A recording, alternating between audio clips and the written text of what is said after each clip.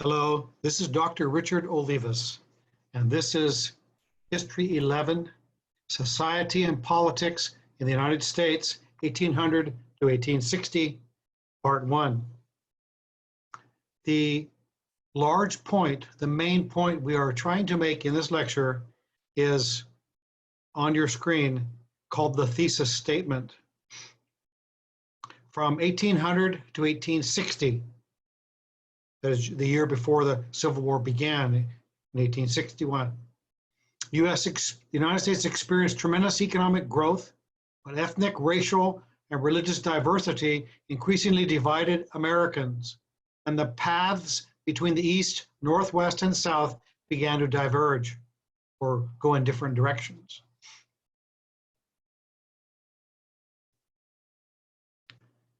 Point number one, building an agrarian nation. Building an agrarian nation. In 1801, Thomas Jefferson became the President of the United States.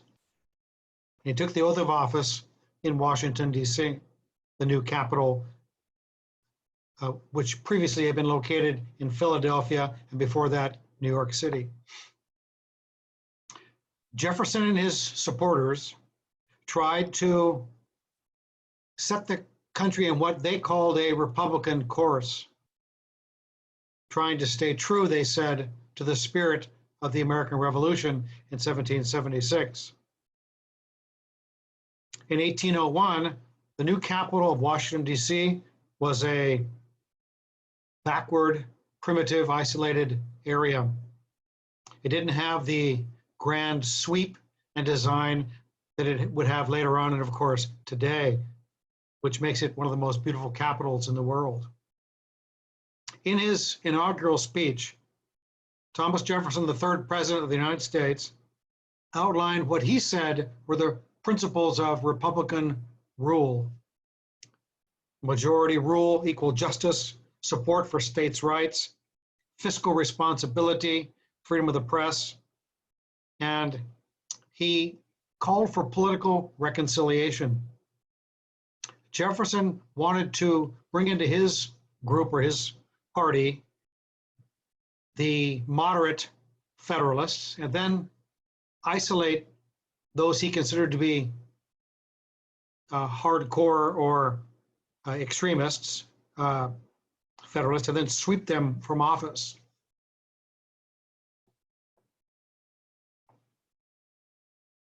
This is a picture of Thomas Jefferson, his pre-inaugural portrait by the great painter Rembrandt Peale. This is a painting of the United States Capitol around 1800, before it was completed. This, you can see, just has the larger wing on the right side. And you can see the sort of backward, undeveloped character of Washington, D.C. at this time.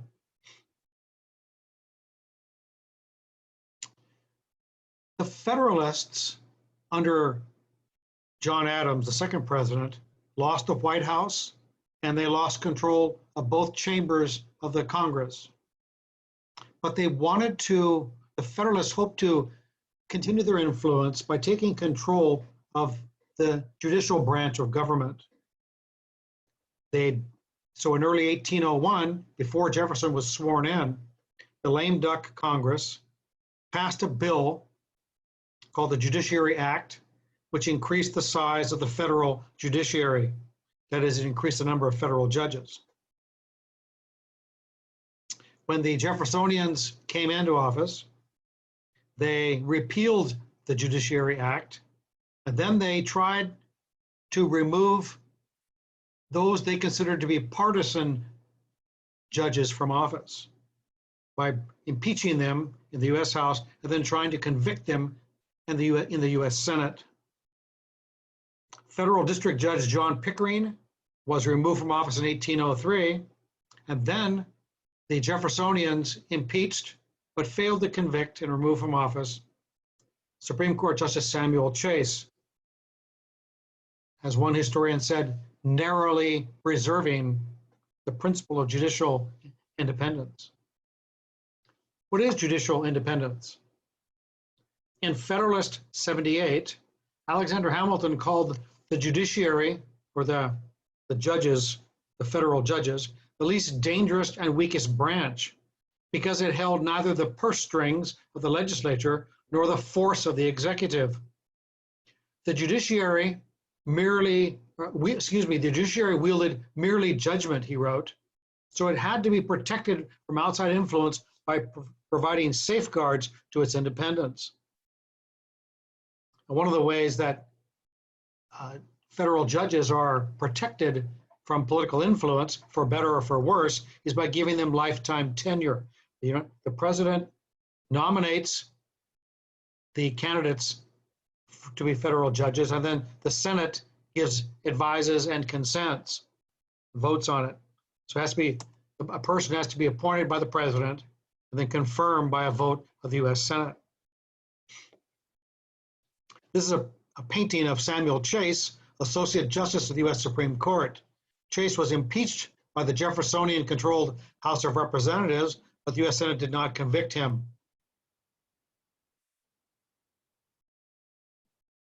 The issue of judicial review is also very important. Judicial review.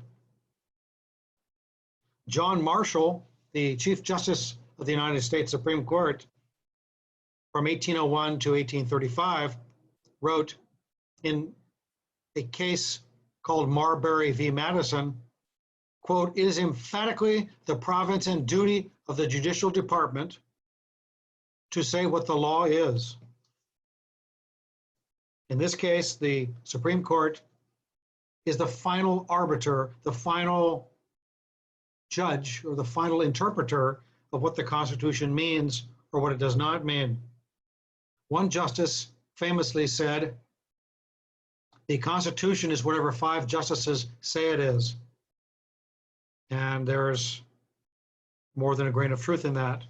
But the Supreme Court has carved out for itself the role of being the ultimate or the final interpreter of the meaning of the Constitution. And because it has judicial review, it can strike down or nullify federal laws that it regards, federal or state laws that it regards as unconstitutional. Thomas Jefferson had a very different view of what a republic should be like than his predecessor, John Adams, or for that matter, Alexander Hamilton. The Federalists under Hamilton and Adams, and before that under Washington, encouraged trade or commerce, manufacturing, very strong central government. But Jefferson and his followers believed that commercial wealth and concentrated power and social inequality threatened political freedom. That is, they believed that there was too much wealth and power concentrated in the merchant class of the United States, merchants and traders and people in finance and so on. And they believed that was a threat to freedom in the country. They believed, Jefferson and his followers believed, that the country should be anchored or rooted in what they called the yeoman farmer. The yeoman farmer. The yeoman farmer, as people in the 1800s believed, was a subsistence farmer, a small farmer. Someone in the early republic who was a subsistence farmer who cultivated his or her own land, not a commercial farmer or a plantation master who worked sizable amounts of land with slave labor or hired labor. Yeoman farmers also possessed the sorts of values, the character that was exemplified by industry or hard work, thrift, concern for neighbors, that republics needed in their citizens. So the idea, as you can see in this image here on your screen. Here is a yeoman farmer who's hardworking, industrious, presumably concerned for his neighbor, being appreciated and admired by liberty on the right. Venerate the plow. This was a common view, that people that small farmers were closer to the earth and more authentic, less likely to be corrupted.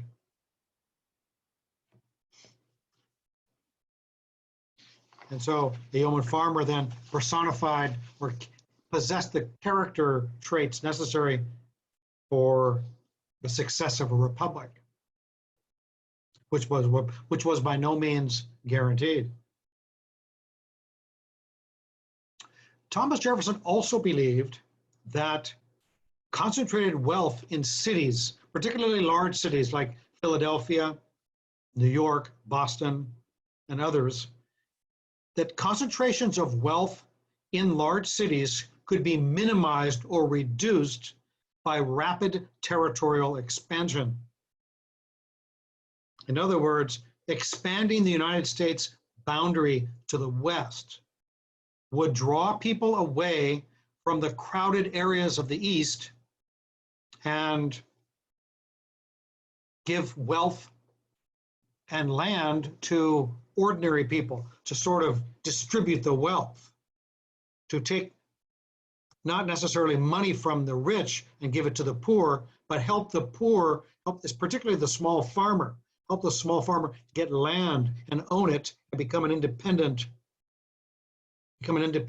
person who would be a good citizen. And then that would spread out the wealth, so to speak. Jefferson also argued that territorial expansion would ensure future progress, because if you move out and you spread out, then you can sell land, you can take the sale of the land, the proceeds from the sale of land, use it to pay down the national debt, and so on. And Jefferson, of course, hoped that you could turn new states that would be created and bring them into the Union, and he would turn them into pro-Jeffersonian states. And here's just to emphasize the point. Why did Jefferson believe that territorial expansion was necessary? Jeffersonians believed concentrations of wealth could be minimized by rapid territorial expansion, as farming opportunities would draw people from the crowded areas of the East and preserve the social equality the Republican liberty or freedom required. It just so happens that when Jefferson spelled out this vision of the agrarian republic, a republic based on farmers and agriculture, it turns out that the United States had a surprising, unexpected opportunity to purchase a large amount of land called the Louisiana Purchase.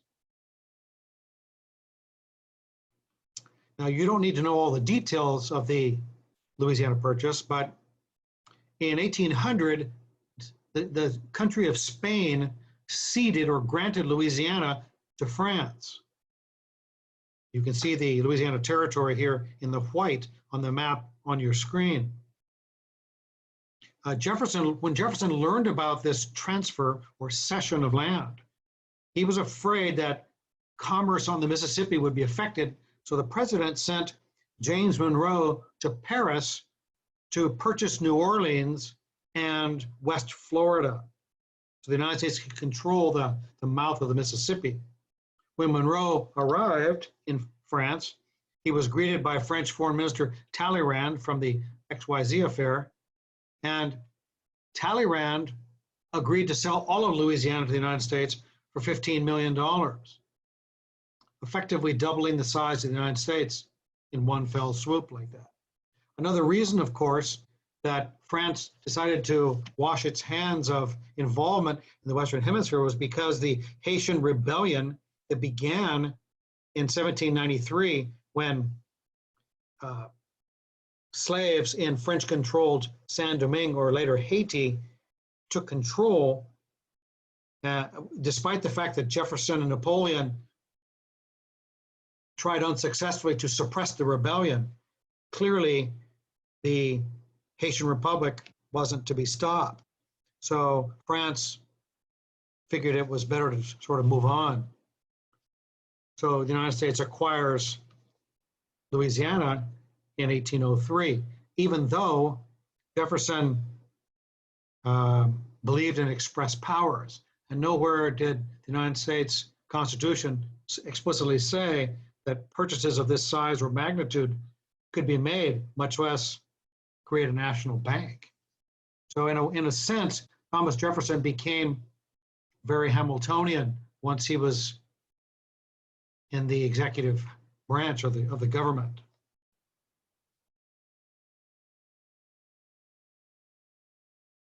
Opening the Trans-Mississippi West. When the United States acquired Louisiana, Thomas Jefferson wanted to explore whether or not an overland route to the Pacific Ocean existed. And so he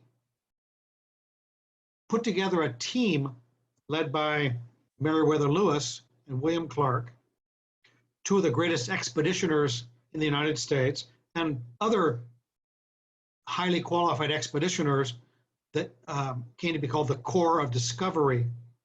And the president charged them or gave them the responsibility of going to the far northwest, what say would be Washington, Oregon, in that area, to explore that far northwest, to make contact with Indians, to collect scientific information, and so on.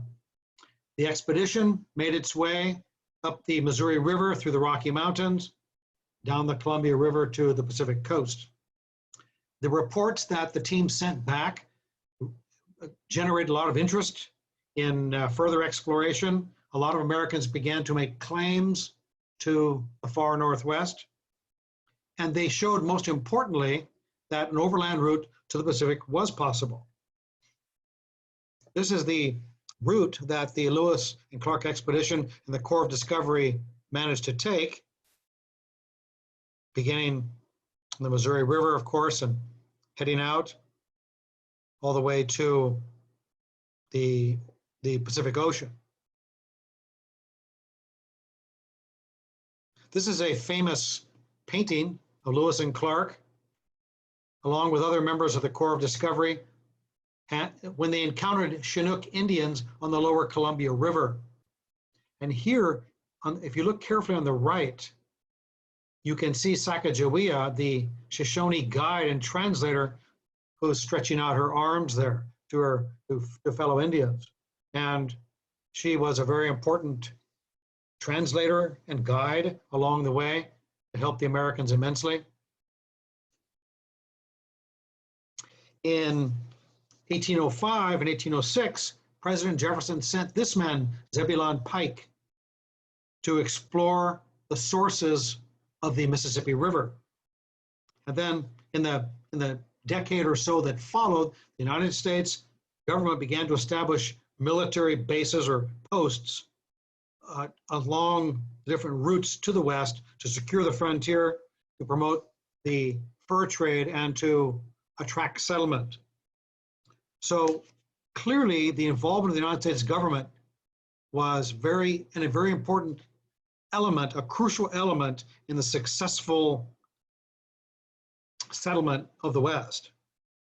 The Jeffersonians passed a Land Act in 1801 that helped people buy land. It reduced the minimum number of acres that someone would have to buy. It established a way to purchase land on credit. It even gave a discount if you paid in cash. So the movement west was very much aided by the government. Point 2, Indian-white relations in the early republic. Now, it's important to always follow up an historical point about westward expansion by Indians, because Indians are the ones who are in the West.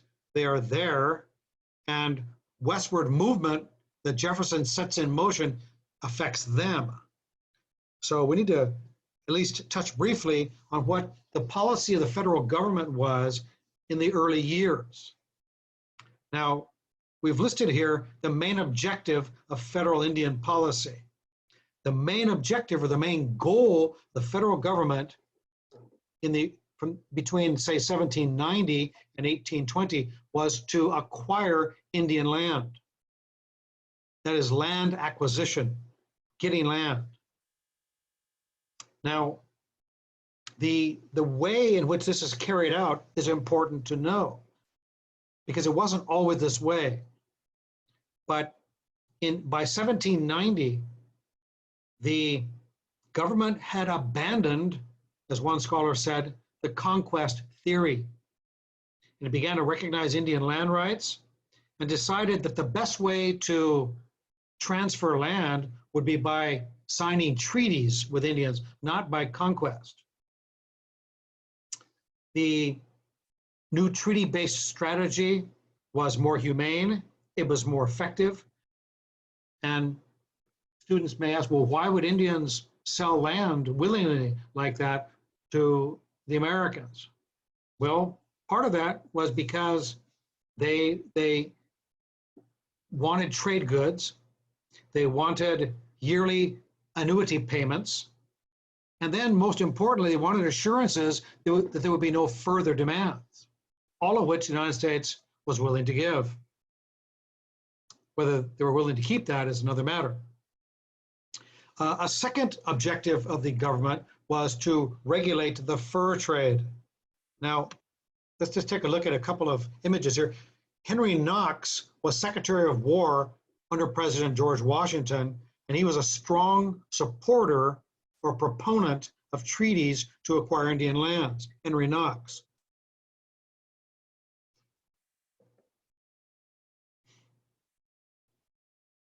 This is a law from 1790, which, along with about 5 other laws, combined together to summarize the United States' approach to holding land.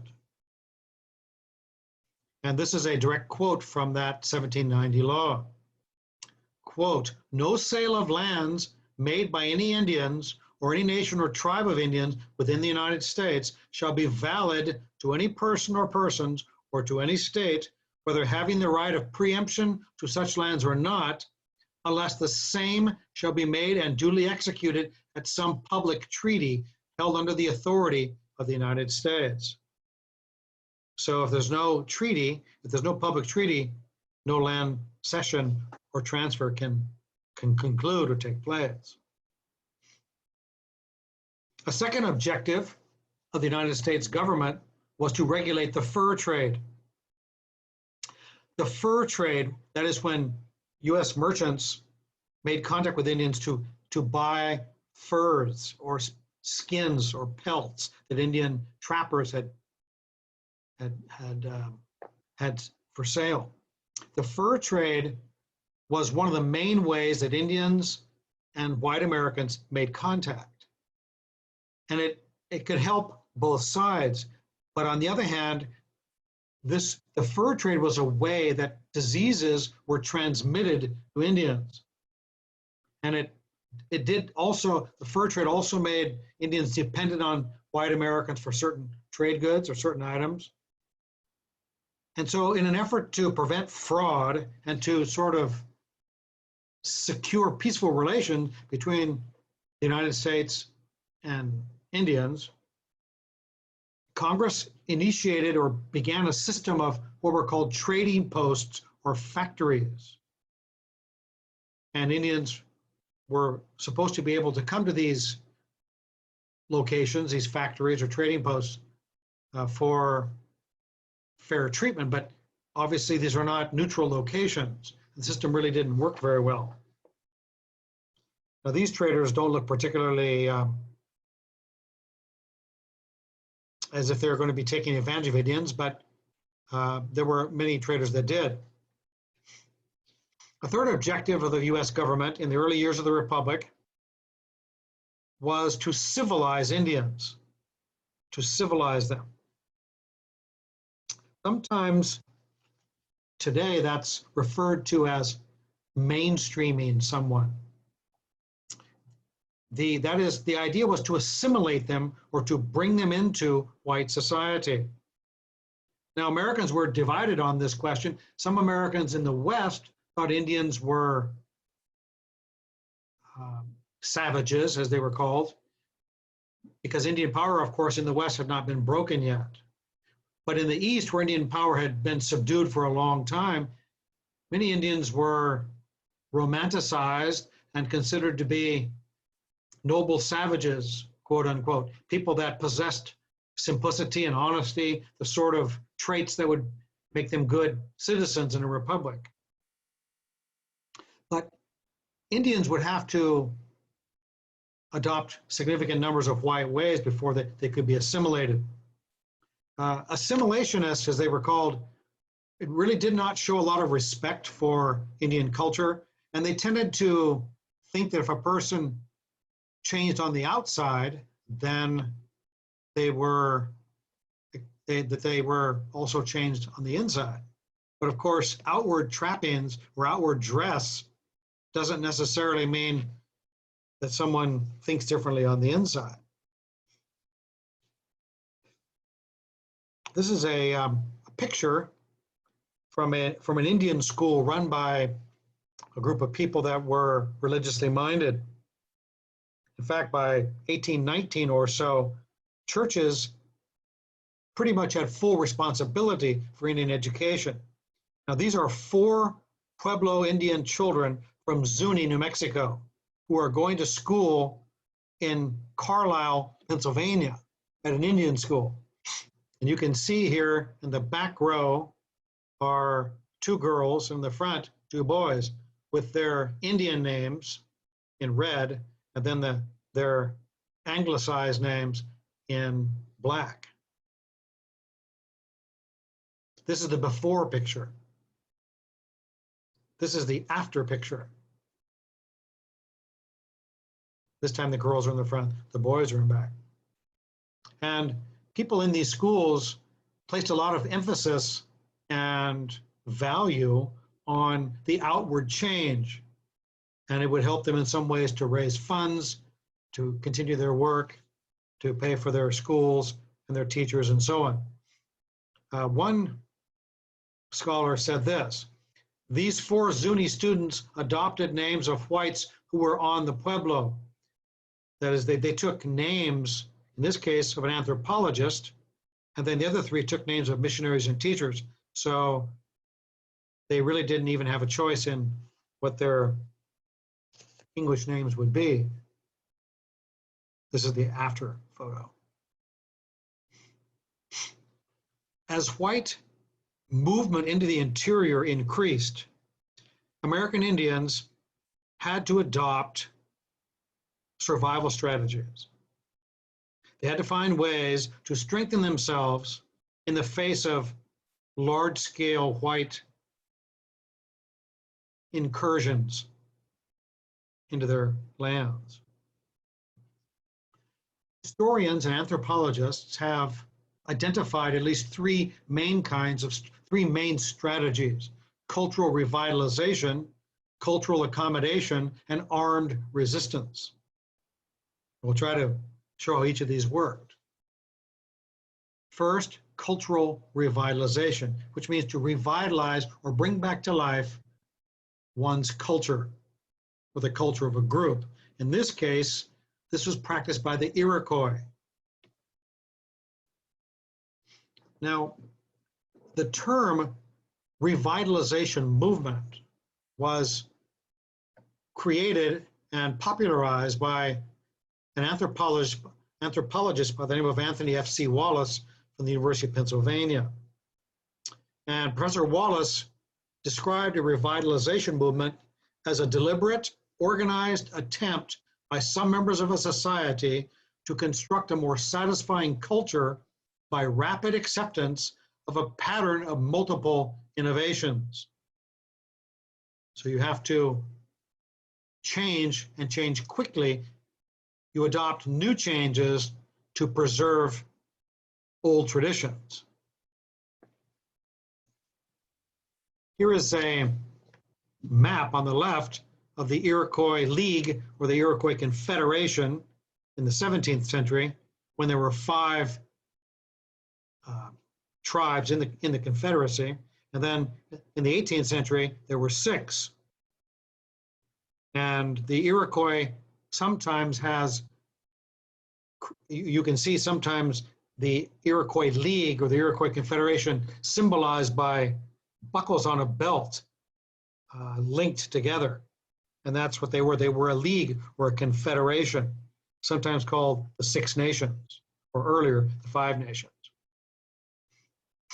Now, after the American Revolution, the Iroquois League was in serious difficulty. Some of the tribes had fought for the British, some had fought for the Americans, and at least one tribe, to a significant extent, was divided within itself. So the Iroquois had undergone significant difficulties and troubles. This is a drawing called The Time of Trouble, written by or drawn by Jesse Cornplanter, a descendant of the famous Seneca chief Cornplanter himself. And you can see in this drawing the state of many villages in the Iroquois League before the cultural revitalization movement began. You can see here that the different signs of trouble. You can see the fire in the lower left has gone out. The doors on the homes are fallen off. The canoes are upside down, which means there's not a lot of fishing. You can see that Indians there are empty barrels of whiskey in the middle of the road, and it's broad daylight. You can see Indians. Looks like they're attacking invisible enemies, probably because they're under the influence of alcohol. This is a terrible state of affairs, and clearly culture needed to be revitalized and strengthened. This man, Handsome Lake, arose among the Iroquois. He was a prophet who, he said, had a vision from God, and he led his people through a process of cultural revitalization. Handsome Lake's vision combined different selected elements of Christianity with a large number of traditional Indian beliefs, and he had a very important message, and people were very willing to hear him in the Longhouse. This is Cornplanter, the great Seneca chief, at a time of great Indian glory and power. And this is the era to which Handsome Lake wanted to return his people. And he successfully did that in the process of cultural revitalization.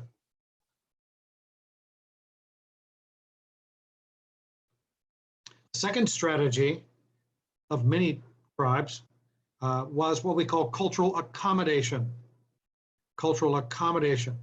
This was practiced primarily or most importantly by the Cherokee, who were in the American South. Cultural accommodation. What is cultural accommodation? Cultural accommodation, or acculturation sometimes it's called, is cultural modification of an individual, a group, or people by adapting to or borrowing traits from another culture, a merging or blending of cultures as a result of prolonged contact. So in this approach to survival, Indians would borrow certain white cultural ways or pathways. They would blend certain white ways with theirs. That didn't make them white, it just made them Indians who, or Cherokee in this case, who are adopting certain Indian traits. There's always been a lot of cultural borrowing.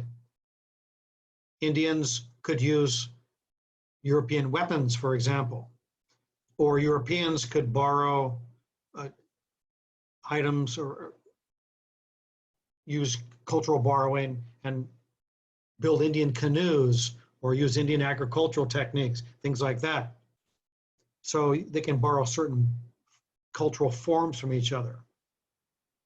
In this particular case, we will see that it means strengthening, the Cherokees strengthen themselves by borrowing selected, certain, specific white ways.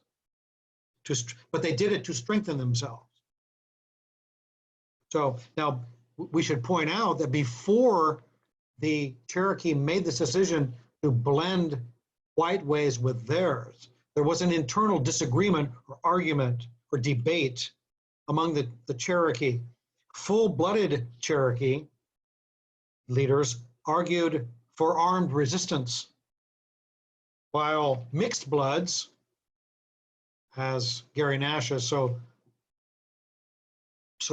carefully shown, mixed blood Cherokees said that accommodation was the best way the best path forward for survival. Part of the reason that the full-blooded Cherokees would be against this was because they felt that to borrow white ways would weaken their culture, which of course was weakening already. But mixed bloods were sort of already mixed themselves. And so they were racially mixed, and they believed they could safely borrow certain ways without compromising their own. And the mixed bloods won that internal debate. The Cherokee Nation centralized their government by adopting a written constitution in 1827.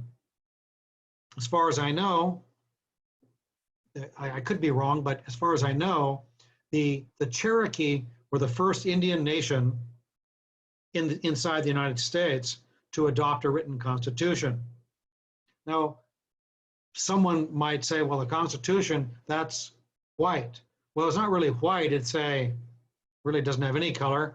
A constitution is just a form. It's just a structure. It's like a glass that you have to pour substance into. A glass isn't, this or that ethnicity. A glass is just a glass. It's just a form. The internet is just a form. It depends how one uses it. And in this case, the Constitution was used to strengthen the Cherokee people in many ways. For example, a law was passed in 1829 making transfer of Cherokee land to whites a capital crime, punishable by death if you didn't have tribal permission to transfer land. Now you can see here that this newspaper, this is the Cherokee Phoenix,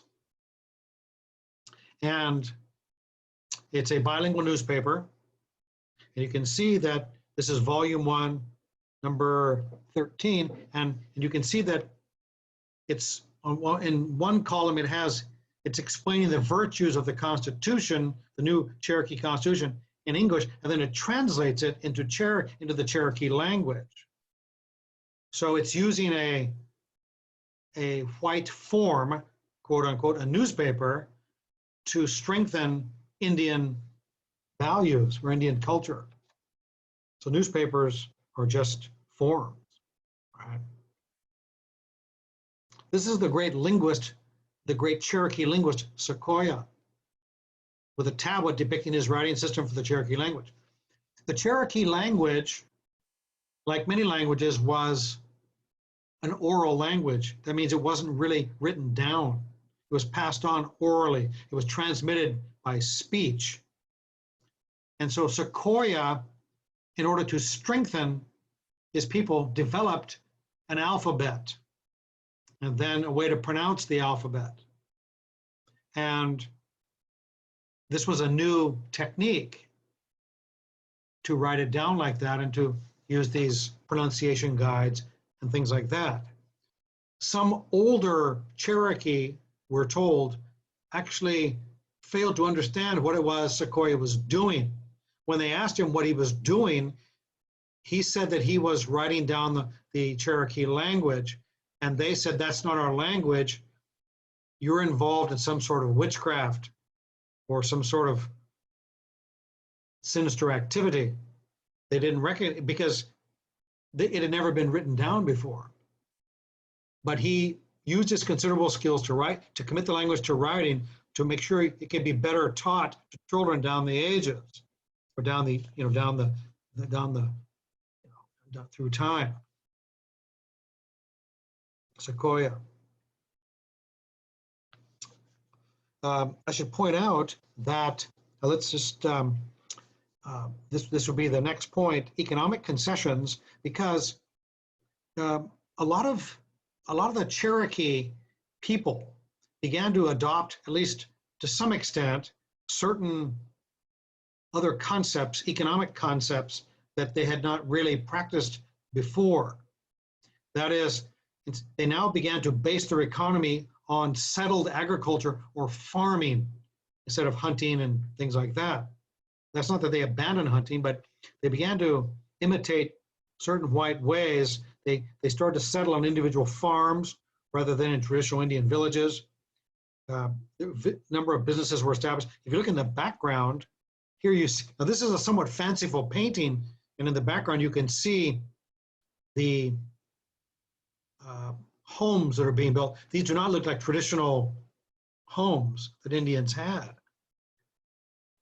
We say it's fanciful because it makes it look as if Indians had never done this before, and which of course they had, and it shows the U.S. Indian Commissioner Benjamin Hawkins showing the Creek Indians how to use a plow as if they'd never done that. But the point is that even if it's somewhat fanciful, and these are not even Cherokee, these are Creek Indians, but further south, a little bit further south in what is today Alabama. But the point is, Indians are embracing certain ways, certain agricultural ways that were not exactly traditional in order to strengthen themselves. Many Cherokee lived in sort of simple log cabins, but a few of them began to prosper, particularly as they embraced cotton agriculture later on. And many Cherokee Indians actually began to imitate white ways.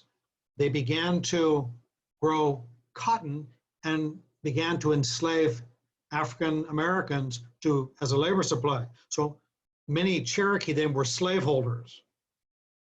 And the Cherokee grew increased the number of slaves that they held. They restricted the rights of free blacks around them. And later on, as we'll see in a future lecture, when the Cherokee, as you can see in this map, when they were removed to Indian Territory in what is near Oklahoma today, when they were removed, they took with them those slaves, the so-called Black Cherokee. So in many ways, the Cherokee were consciously imitating the white slaveholders and embraced plantation agriculture, which of course was unheard of. So accommodation did bring greater tribal government and a stronger sense of identity, but when the Cherokee grew strong and became more self-confident, even that was threatening. And so their self-confidence was yet another threat that led to the campaign ultimately for their removal during the Trail of Tears under Andrew Jackson. A third strategy that American Indians adopted after revitalization and accommodation was armed resistance, fighting. And this is best seen by the Shawnee and the Creek. Now, in the late 1780s, tribes in what had been the old Northwest Territory began to conduct raids against white settlements in the Ohio River Valley. And the United States was not able to successfully deal with this. But in 1794, General Anthony Wayne won an important battle called Fallen Timbers. And that battle opened up the center of the Old Northwest Territory to white control. But there was still significant resistance. And the resistance was led by two Shawnee brothers. This man on your screen, Tecumseh, and his brother, the Prophet. And these two brothers, they took their message of resistance to white intrusion, cultural pride, land retention, and then they spread that message to tribes in the area, in the region. This is his brother, the Prophet, Tenskwatawa, sometimes called the Prophet or the Open Door. Now, by 1811, over 1,000 Indian fighters gathered at Indian headquarters at what is called today Tippecanoe in Indiana. Alarmed by that, the governor of Indiana and a future American president named William Henry Harrison called out the state militia, surrounded the stronghold, and destroyed it. This is where the next battle occurred. This is Prophet's Rock near Tippecanoe. We are told that the Prophet got up on this rock and spoke to Indians and encouraged them to fight with valor and to win. But of course, as we said, the Indiana militia destroyed that fort.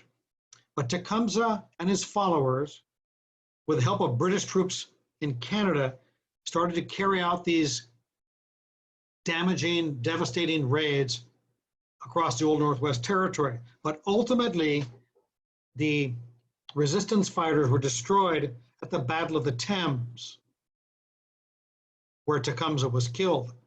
This was in modern-day Canada near Chatham.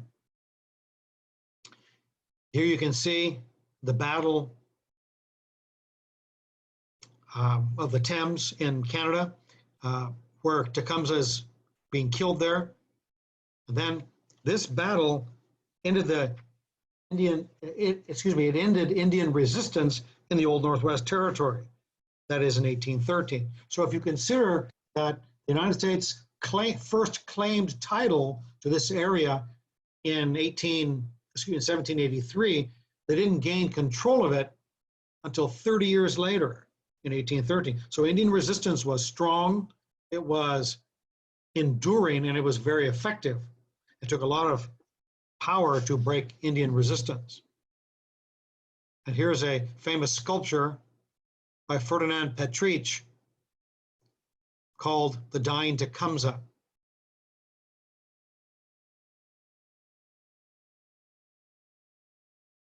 A second Indian group that tried to survive through armed resistance were the Creek. Now, the Creek would be further south in what is today Alabama. Now, the Creek Red Sticks carried out a massacre in 1813 at Fort Mims in, as we said, in Alabama. And here you can see Indian Creek Red Sticks coming in and massacring people who were taking refuge inside that fort.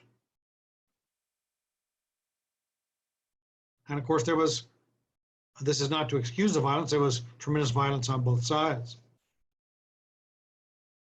But in response to this massacre, Andrew Jackson called out the Tennessee militia against the Creeks, and then in the Battle of Horseshoe Bend, finally in 1814, broke the back of Indian defenses in the South. You can see this map calls it the Battle of the Horseshoe because the the shape of the battlefield looks like a horseshoe. In this battle, Andrew Jackson and his forces defeated the Creek Red Sticks and killed about 800 Creek warriors. Then you can see Red Eagle, one of the main leaders of the Red Sticks, inside the tent of Andrew Jackson as the Red Sticks and the Creek Nation surrenders to the United States, with the victor seated and the loser standing. So we end part one of this very important lecture. I hope that we try to cut it down a little bit in size. The next one, we'll finish this lecture beginning with sectionalism and the rise of industrialization and the growth of slavery. But I want you to know, if you would go back and review any of these points, it would really help you master the material, gain a better understanding of it. If you do have questions, you can certainly email me, and I truly appreciate your patience, and I hope that these lectures are clear. I've tried to choose images to make the points very understandable and I hope enjoyable. But please feel free to email me if you have questions, and again, I truly appreciate your patience. Thank you very much.